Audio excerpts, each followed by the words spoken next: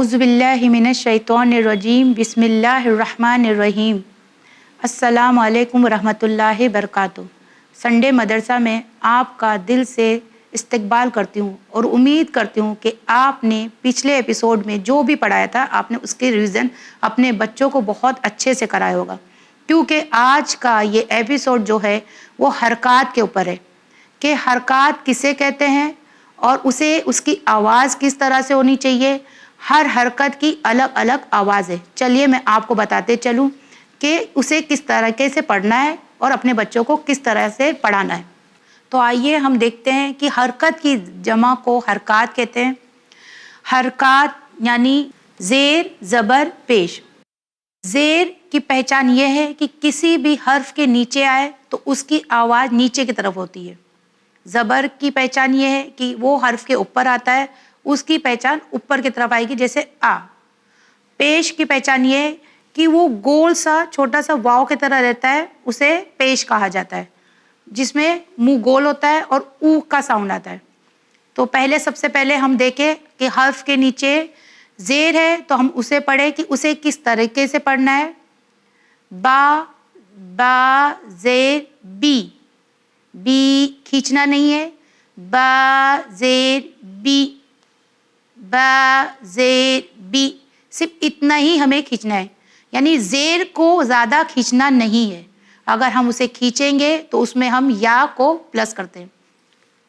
تا زیر تی، ثا زیر سی، ہا زیر ہی، خو زیر کھی، رو زیر ری، زا زیر زی، فا زیر فی، یا زیر ای، ہا زیر ہی، جیم زیر جی، سین زیر سی، شین زیر شی، میم زیر می، دال زیر دی، دال زیر زی، قوف زیر کی، لام زیر لی، کیف زیر کی، صاد زیر سی، صاد زیر سی۔ جس طرح سے ہم لوگوں نے پڑھا سین زیر سی، یہ اس کا ساؤنڈ الگ ہے، صاد زیر سی، ضاد زیر زی، واو زیر وی، تو زیر تی، ذو زیر دی، نون زیر نی، عین زیر ای، عین زیر ای، غین زیر غی، حمزہ زیر ای، الف زیر ای۔ حمزہ کا ساؤنڈ اور الف کا ساؤنڈ سیم ہوگا، جیسے میں نے آپ کو پہلے بھی کہا تھا کہ حمزہ اور الف یہ ایک الفابیٹ ہے۔ حمزہ زیر ای، الف زیر ای۔ چلیے اب بڑھتے ہیں اپنے اگلے حرف کی طرف کہ اگر حرف کے اوپر زبر آ جائے تو اس کا ساؤنڈ کیسا ہوگا اور اسے کتنا کھینچنا ہے ہمیں۔ با زبر با، ہمیں اس طرح نہیں پڑھنا ہے، با زبر با، یہ پڑھیں گے تو غلط ہو جائے گا، اس میں ہم الف مدی ایڈ کرتے ہیں، تو ہمیں اس طرح زیادہ کھینچنا نہیں ہے، صرف اتنا ہی پڑھنا ہے۔ با زبر با، تا زبر تا، سا زبر سا، ہا زبر ہا، کھا زبر کھا، رو زبر را، زا زبر زا، فا زبر فا، یا زبر یا، ہا زبر ہا۔ ہم نے اوپر پڑھا تھا ہا زبر ہا، یہاں پہ ہا زبر ہا، جیم زبر جا، سین زبر سا، شین ش، اس طرح سے شین ادا کریں گے، شین زبر شا، میم زبر ما، दाल ज़बर दा, दाल ज़बर दा, कौफ ज़बर का, लाम ज़बर ला, कैफ ज़बर का, कौफ और कैफ, कौफ ज़बर का, कैफ ज़बर का, स्वाद ज़बर सा, ज़ोद ज़बर ज़ा, वाव ज़बर वा, तो ज़बर ता,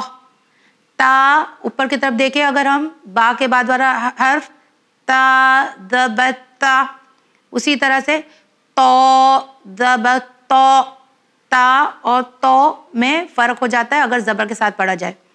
तो ता ज़बर ता, तो ज़बर तो, ज़ो ज़बर ज़ो, नून ज़बर ना, आइन ज़बर आ, गैन ज़बर गा, हमज़ा ज़बर आ और अलिफ ज़बर आ।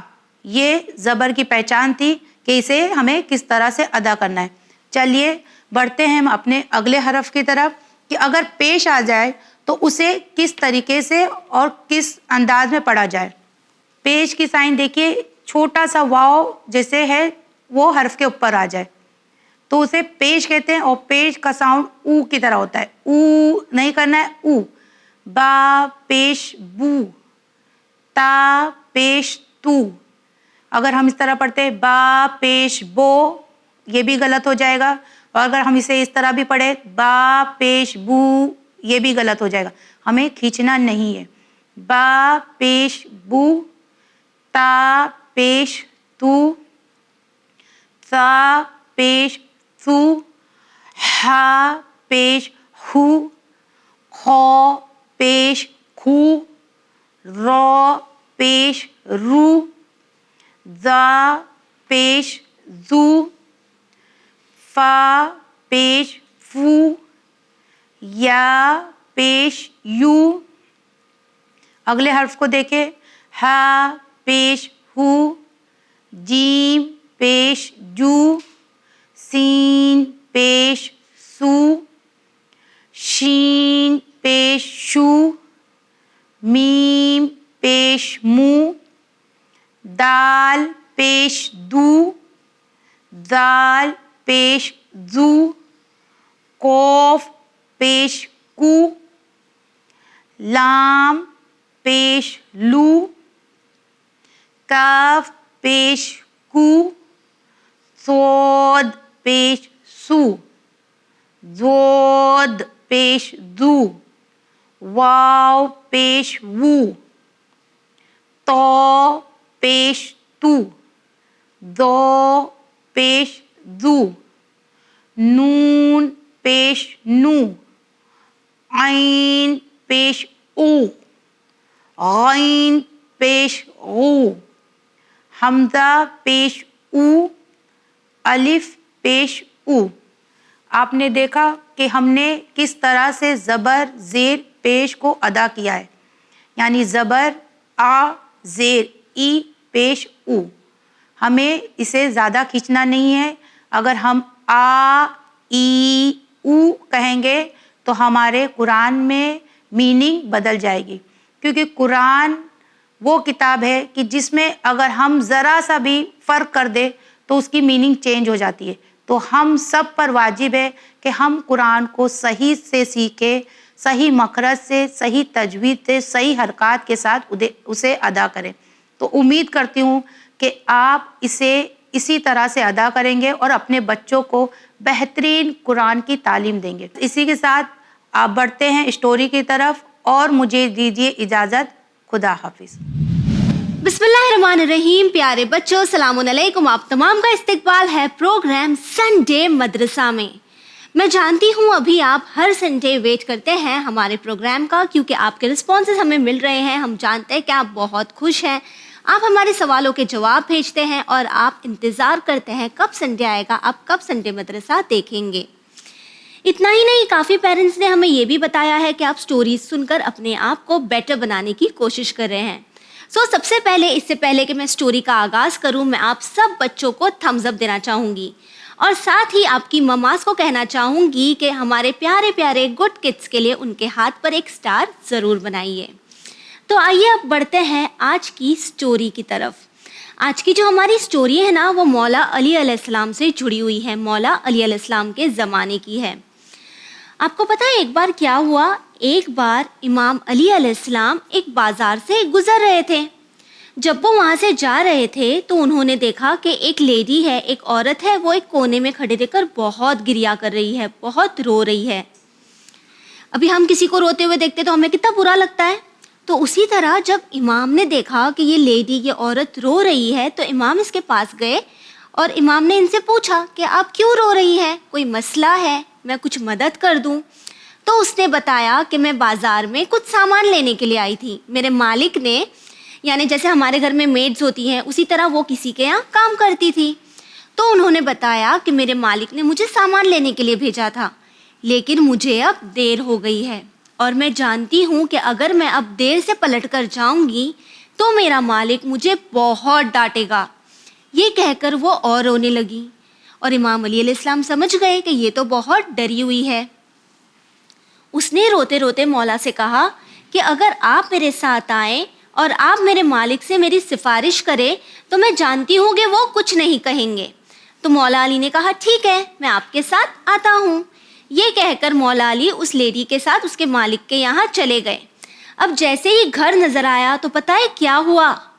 مولا نے دیکھا کہ اس کا مالک دروازے پہ ہی کھڑا تھا اور بس وہ رکا ہی تھا کہ وہ لیڈی وہاں پر آئے، وہ عورت آئے اور وہ اسے ڈانٹے، چلانے لگے۔ اس سے پہلے کہ وہ اسے کچھ کہے، مولا نے اس سے کہا کہ آپ کو اس طرح کسی کے ساتھ پیش نہیں آنا چاہیے، یہ غلط بات ہے۔ لیکن اسے تو پتہ ہی نہیں تھا کہ مولا علی علیہ السلام کون ہیں، وہ اس وقت خلیفہ تھے، تو اس نے مولا علی علیہ السلام کو نہیں پہچانا۔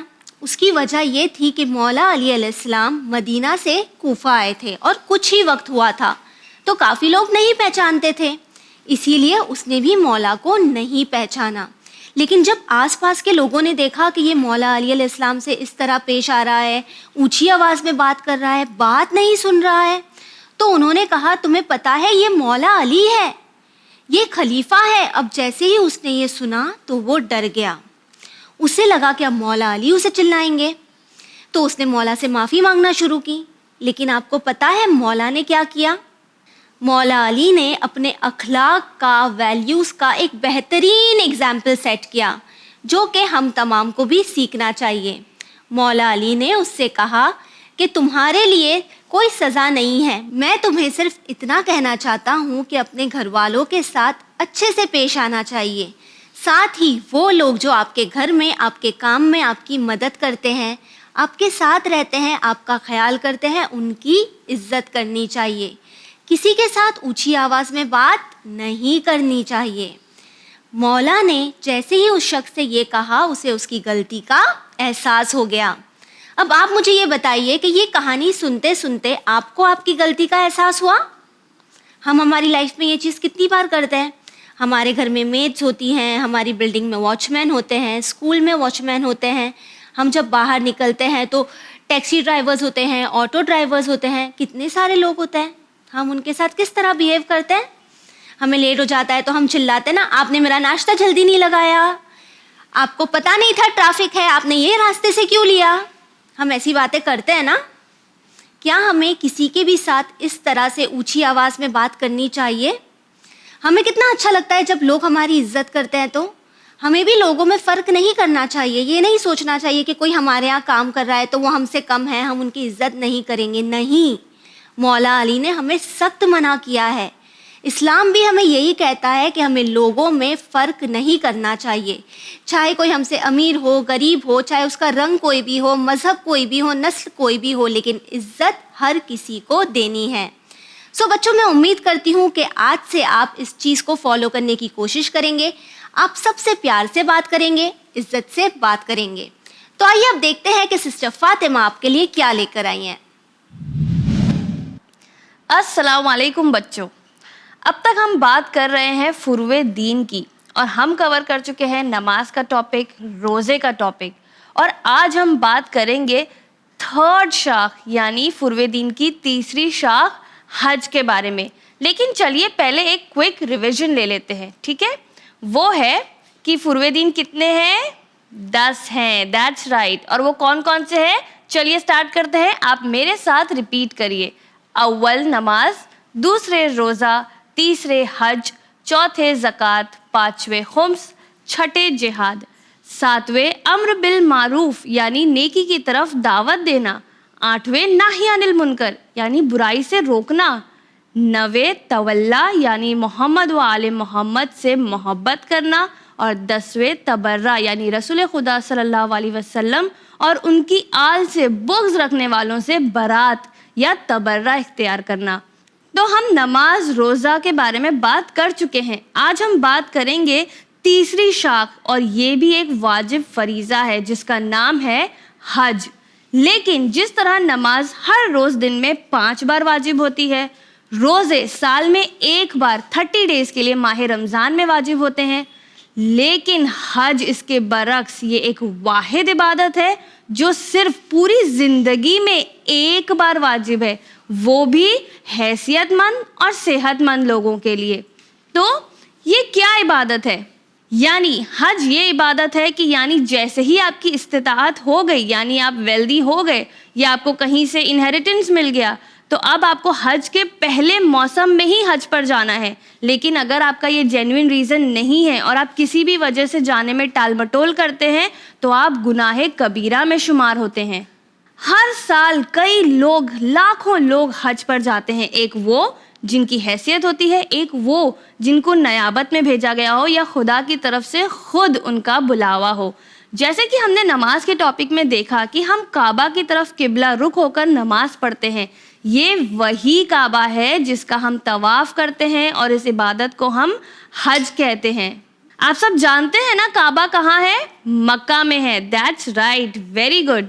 हज भी हर आकिल बालिग मुसलमान शख्स पर वाजिब है, लेकिन वहीं औरतों पर भी हज वाजिब है, लेकिन वो अपने माल की मालिक होना चाहिए। जैसे कि या तो उन्हें विरासत में मिला हो या उन्होंने खुद अर्न किया हो, तब औरतों पर भी हज वाजिब हो जाता है। और अगर वो अपने माल की खुद मालिक नहीं है तो उनके लिए हज की माफ़ी है। और हज आप जानते हैं कि एक मुश्किल तरीन इबादत में से है। बहुत सारे कवानीन और रूल्स को फॉलो करना पड़ता है, और अगर इनमें से एक भी गलती हो जाती है तो आपका हज गलत हो सकता है। इसीलिए बहुत ध्यान से और एक एक रूल को फॉलो करके हमें हज को अंजाम देना होता है। एक हाजी जब हज से वापस आता है तो वो इस तरह से पाक हो जाता है जैसे माँ के पेट से पैदा हुआ बच्चा, सारे गुनाह उसके माफ़ हो जाते हैं। और ये हज करने के सबसे कम सवाबों में से एक सवाब है। क्या आप जानते हैं कि हज 8वीं ज़िलहज से लेके 12वीं ज़िलहज तक किया जाता है, और ज़िलहज जो है ये इस्लामिक कैलेंडर का 12th मंथ है। तो इन दिनों में जो हम तवाफ़े काबा करते हैं और बाकी के जो हम अरकान अदा करते हैं, इसी को हम हज कहते हैं। हज एक वाहिद इबादत है जहाँ हर मुसलमान इकट्ठा होता है। ना वहाँ कोई शिया होता है, ना कोई सुन्नी होता है, ना कोई देवबंदी होता है, बल्कि जब सब खुदा के घर में होते हैं तो सब के सब हाजी होते हैं। क्या आप जानते हैं कि इसके कुरान में सूरा भी इसके नाम पर नाजिल हुआ है, सूरे हज के नाम से। वैसे तो हर दौर में तवाफ़े काबा जारी रहा और कभी रुका नहीं, लेकिन सूरे हज की 22वीं आयत में अल्लाह सुब्हानहू व तआला जनाब इब्राहीम अलैहिस्सलाम को हुक्म दे रहा है कि वो हज अदा करें। लेकिन रसूल खुदा सल्लल्लाहु अलैहि वसल्लम ने अपनी ज़िंदगी में एक मुकम्मल हज करके उसका पूरा तरीका हम लोगों को बताया। रसूल खुदा सल्लल्लाहु अलैहि वसल्लम ने ये हज अपनी ज़िंदगी का पहला और आखिरी हज किया था फ़तेह मक्का के बाद, और इसी हज के बाद रसूल खुदा सल्लल्लाहु अलैहि वसल्लम ने ऐलान विलायत की, जिसके बाद अल्लाह सुब्हानहू व तआला ने दीन इस्लाम को हमारे लिए कामिल कर दिया, और ये हुआ था गदीर खुम के मैदान में। चलिए अब कुछ स्टेप्स देख लेते हैं क्विकली हज के। देखिए, जब हम हज पर जाते हैं हम एक सफ़ेद लिबास पहनते हैं जिसका नाम होता है एहराम, और इसको पहनने के बाद कई चीज़ें हमारे लिए करना हराम हो जाता है, और ये पहन के ही हम मक्का में दाखिल होते हैं। इसके बाद हम तवाफ़े काबा करते हैं। ہم عرفہ میں قیام کرتے ہیں اور منا جاتے ہیں، پھر اس کے بعد ہم سعی کرتے ہیں صفا اور مروہ کے بیچ، اور پھر ہم جا کے شیطان کو پتھر مارتے ہیں۔ ہم سب نے جناب ابراہیم علیہ السلام کی کہانی میں سنا ہے نا کہ ہم شیطان کو پتھر مارتے ہیں اور اسے ہم رمے جمرات کہتے ہیں۔ پھر اس کے بعد ہم طواف النساء کرتے ہیں، اس کی نماز پڑھتے ہیں، طواف الزیارہ کرتے ہیں، اس کی نماز پڑھتے ہیں، پھر ہم قربانی کرتے ہیں ایک جانور کی، اور تب جا کے ہمارا حج پوری طرح سے مکمل ہو جاتا ہے۔ لیکن یہ سب تو آپ کو بڑے ہونے کے بعد ہی پتہ چلے گا جب آپ اس کو ایکچولی کریں گے۔ ویسے تو کئی بچے ہیں جو حج پر جاتے ہیں، اور انشاءاللہ ہم دعا کریں گے کہ ہمارے سنڈے مدرسہ دیکھنے والے بچے بھی ضرور حج پر جائیں۔ تو یہ تھے حج کے کچھ ارکان جو کرنے سے ہمارا حج مکمل ہو جاتا ہے اور ہم حاجی کہلاتے ہیں۔ یہ میری ایک چھوٹی سی کوشش تھی آپ لوگوں کو سمجھانے کی کہ حج کیا ہوتا ہے اور اس میں ہمیں کیا کرنا ہوتا ہے۔ چلیے دیکھتے ہیں سسٹر سکینہ ہمارے لیے آج کس سورے کی تفسیر کو لے کر آئی ہیں۔ السلام علیکم بچوں، آج ہم سورہ نصر کی تفسیر کو ڈسکس کریں گے۔ سورہ نصر 110 سورہ ہے قرآن کا، اور یہ سورہ بہت اسپیشل ہے کیونکہ یہ لاسٹ سورہ ہے جو رسول اللہ پہ نازل ہوا تھا، یعنی دس از اے لاسٹ کمپلیٹ سورہ جو قرآن کا آیا تھا۔ تو آئیے تفسیر کو شروع کرتے ہیں۔ بسم اللہ الرحمن الرحیم۔ اذا جاء نصر اللہ والفتح، آیت کہتی ہے اس وقت کو یاد کیجئے جب اللہ نے رسول اللہ کو مدد بھیجی تھی اور اسی کے ساتھ وکٹری بھی آئی تھی، یعنی جیت ہوئی تھی۔ سیکنڈ آیت، وَرَأَيْتَ النَّاسَ يَدْخُلُونَ فِي دِينِ اللَّهِ أَفْوَاجًا، یہ آیت کہتی ہے کہ اس وقت کے بعد لوگ گروہ گروہ میں آ کے اسلام کو قبول کرتے گئے اور مسلمان بنتے گئے۔ تھرڈ آیت، فَسَبِّحْ بِحَمْدِ رَبِّكَ وَاسْتَغْفِرْهُ إِنَّهُ كَانَ تَوَّابًا، یعنی اپنے رب کی بہت حمد و ثنا کیجیے، یعنی پریز کیجیے اور استغفار کیجیے، کیونکہ اللہ ہی وہ واحد ہستی ہے جو آپ کو معاف کرے گا۔ تو آئیے دیکھتے ہیں سسٹر فاطمہ آپ کے لیے کون سی حدیث لے کے آئی ہے۔ ٹوڈیز حدیث آف دا ڈے، امام علی علیہ السلام فرماتے ہیں تمہاری زبان تم سے وہی چاہے گی جس کی تم اسے عادت ڈالو گے۔ یعنی اب اس حدیث کے بہت سارے پہلو ہو سکتے ہیں کڈز۔ تو کچھ لوگوں کو جیسے گالیاں دینے کی عادت ہوتی ہے، تو اگر اس کو وہ دیتے رہتے ہیں تو انہیں نہیں لگتا ہے کہ وہ کوئی غلط کام کر رہے ہیں یا وہ کوئی بری بات کر رہے ہیں، کوئی انسلٹ کر کے کسی سے بات کرتا ہے، ان کو اس چیز کی عادت ہوتی ہے۔ لیکن جو لوگ گالیاں نہیں دیتے ہیں انہیں تو یہی لگتا ہے کہ ہم بہت بڑا گناہ کر رہے ہیں اور ہم اس چیز کو نہیں بول سکتے، اس چیز کو ہم پرہیز کرنا چاہیے۔ تو ہم اپنی زبان کو جس چیز کی عادت ڈالتے ہیں ہماری زبان ہم سے وہی چاہتی ہے۔ تو کبھی بھی آپ اپنی زبان کو بد کلامی کی عادت نہ ڈالیں کہ آپ کو لگے ہی نہیں کہ آپ کوئی بری بات کر رہے ہیں۔ جب آپ کوئی بری بات کریں تو آپ کی زبان خود بخود رک جائے اور آپ کو گالی دینے سے یا کوئی بری بات کہنے سے، کسی کو نیچا دکھانے سے آپ کو روک دے۔ تو امام علیہ السلام ہمیں فرما رہے ہیں کہ جس چیز کو ہم زبان کو عادت ڈالیں گے وہ وہی ہم سے چاہے گی۔ تو train your thing to be a good thing, یعنی لوگوں سے اچھی باتیں کریں۔ اگر کسی کا کانفیڈنس لو ہے تو اسے اپلفٹ کریں۔ لوگوں کو اگر دوسرا کوئی گالی دے رہا ہے تو اسے جا کے منع کریں کہ نہیں یہ بری بات ہے، ایسا نہیں کرتے ہیں۔ اور پھر جب آپ بڑے ہوں گے تو آپ بہت اچھے انسان نکلیں گے کیونکہ آپ بچپن میں بہت اچھے بچے تھے۔ چلیے دیکھتے ہیں سسٹر نیلم آج ہمارے لیے کون سے انٹرسٹنگ سوالات لے کر آئی ہیں۔ تو آئیے اب بڑھتے ہیں پروگرام کے آپ کے فیوریٹ حصے کی طرف، یعنی کوئز سیکشن کی طرف۔ تو اب آپ کو بتاتے ہیں اس ہفتے کے وہ 3 سوالات جس کے صحیح جواب دینے پر آپ کو مل سکتے ہیں ایکسائٹنگ پرائزز۔ ہمارے 3 سوال یہ رہے آپ کی ٹی وی اسکرین پر۔ ہمارا سب سے پہلا سوال، امام علی علیہ السلام کی ولادت کب ہوئی؟ امام علی علیہ السلام کی ولادت کب ہوئی؟ ہمارا دوسرا سوال، امام علی علیہ السلام کے القاب کیا ہیں؟ امام علی علیہ السلام کے القاب کیا ہیں؟ ہمارا تیسرا اور آخری سوال، حیدر کے کیا معنی ہیں؟ حیدر کے کیا معنی ہیں؟ سو پیارے بچوں، ہم آپ سے یہ کہنا چاہیں گے ہمارے یہ جو سوال ہے یہ کافی ایزی ہے، کافی آسان ہے۔ آپ ان کے جواب ہمیں واٹس ایپ کر سکتے ہیں، ہماری واٹس ایپ ڈیٹیلز آپ کی ٹی وی اسکرین پر موجود ہے۔ اب آئیے دیکھتے ہیں کہ پچھلے ہفتے پوچھے گئے سوالوں کے صحیح جواب کس نے دیے ہیں، کون ہے لکی ونرز۔ سنڈے مدرسہ ایپیسوڈ 8 میں پوچھے جانے والے سوالوں کے صحیح جواب یہ رہے۔ امام جعفر صادق علیہ السلام کے القاب کیا ہیں؟ آپ کے القاب ہے صادق، امام جعفر صادق علیہ السلام کے والد کا نام کیا ہے؟